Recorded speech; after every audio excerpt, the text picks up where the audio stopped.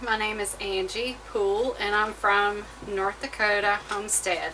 Today we'll be going over how to make kombucha. This is one of my favorite drinks.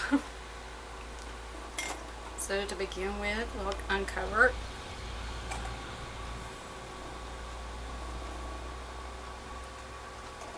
And I always want to use wooden or stainless steel in this. I don't usually use plastic. So we remove the scoby. You can see it's all rubbery kind of looking in there.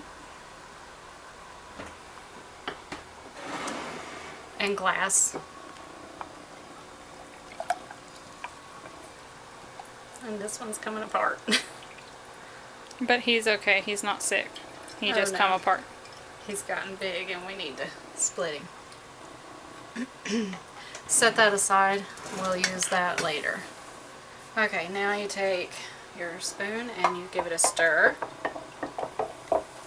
Careful because I have some to come over. Give this one a stir.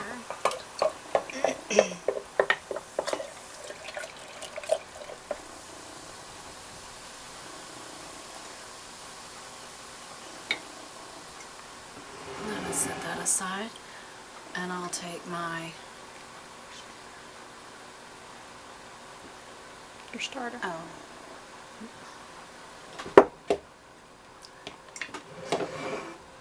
I'll separate 2 cups per gallon for starter liquid for the, I'll just do it out of the one. We save 2 cups per gallon of kombucha we make, so for these 2 gallons we save 4 cups so that we can start them back, so it gives them a good boost and keeps their acid pH balance correct. Lessens your chance of having any problems. Been doing it for several years with no issues. Okay, so now we go to our fruit juice. Put a little in each of these, and these jars are old vinegar jars. Preferably use glass always with kombucha because it is acidic. So just put a little in each. You can see there. Just a little on the bottom. We prefer to use glass with kombucha. Like I said, it is acidic and can leach out some of the chemicals that are in plastic. And you can see her glass of kombucha that she has been enjoying there.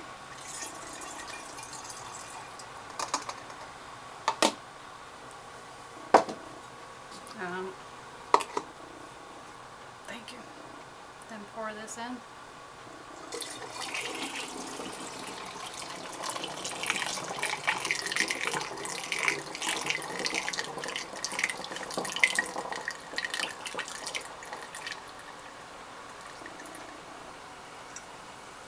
There he goes.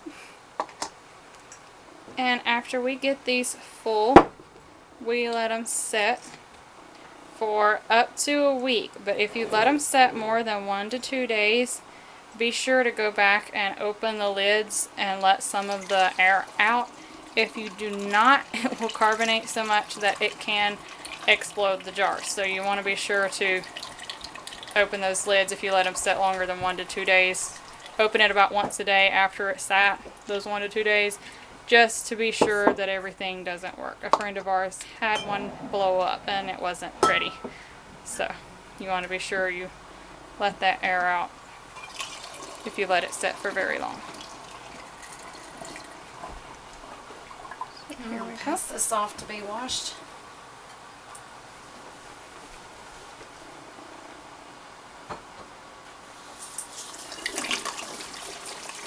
Our family has used kombucha a lot. It is high in vitamin C, of course your probiotics, because it is a fermented drink. It also can help with gut problems and healing of the gut lining. So we've used it for just about everything. And usually we can't keep enough of it, no matter how much we make. So it's made fairly often at our house.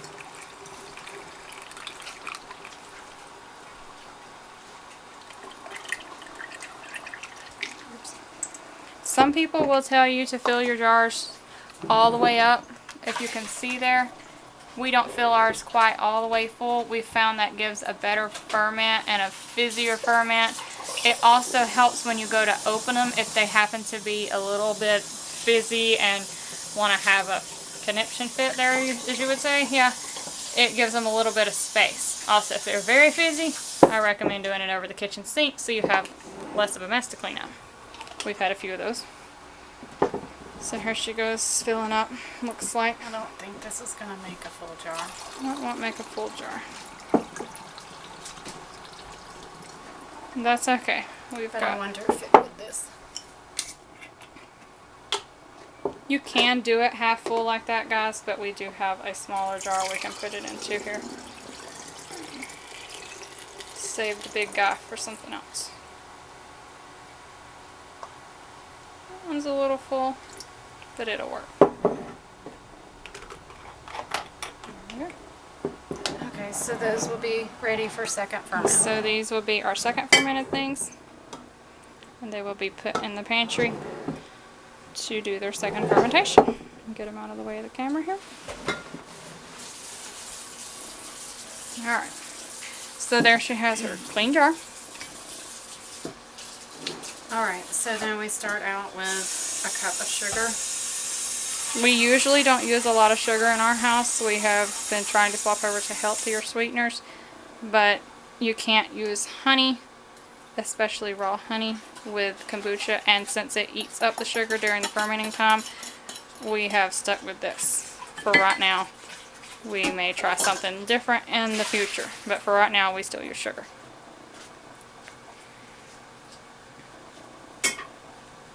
This is for 2 gallons, so I'll split this. We make that tea concentrate, so we split it between these 2 gallons here.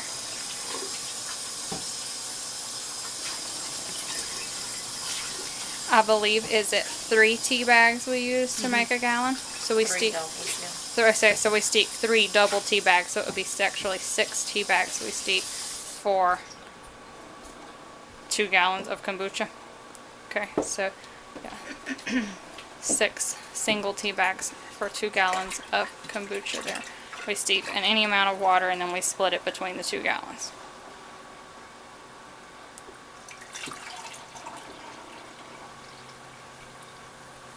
And this is the 2 cups starter.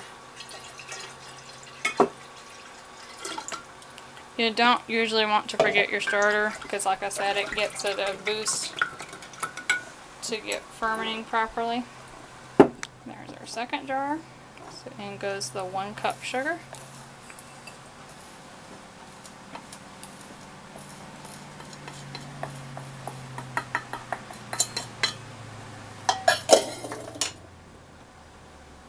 And the remainder of the tea that she split. And there goes the starter liquid.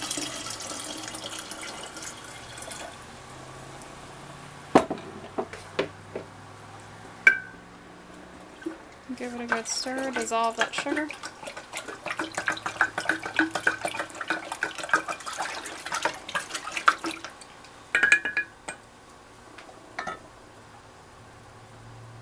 And then your other thing you want to be conscious of is to use non-chlorinated water. We prefer not to use tap water because chlorine will evaporate if you boil or if you let it set out overnight, but chlorates will not, and many tap water sources have those. So we choose to buy our water in bulk there.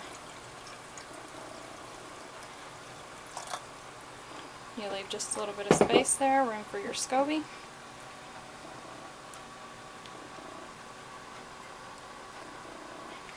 There it goes.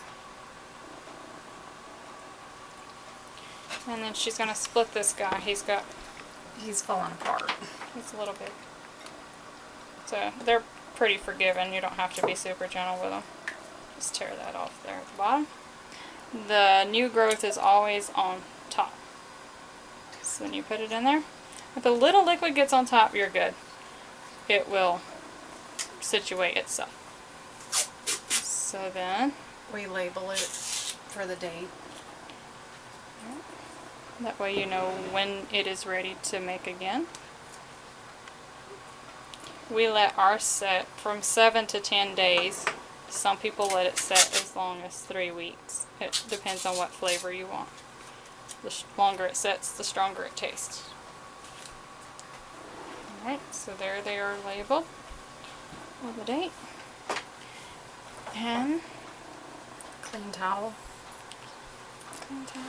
And always remember to use a rubber band. One of our rubber bands broke one time and fruit flies got it. So that one had to be trashed. And thankfully we had scoby out of another jar that we could split again and get everything going back normal. So Cool, dark place. in a cool dark place. So Thank you. thanks for watching.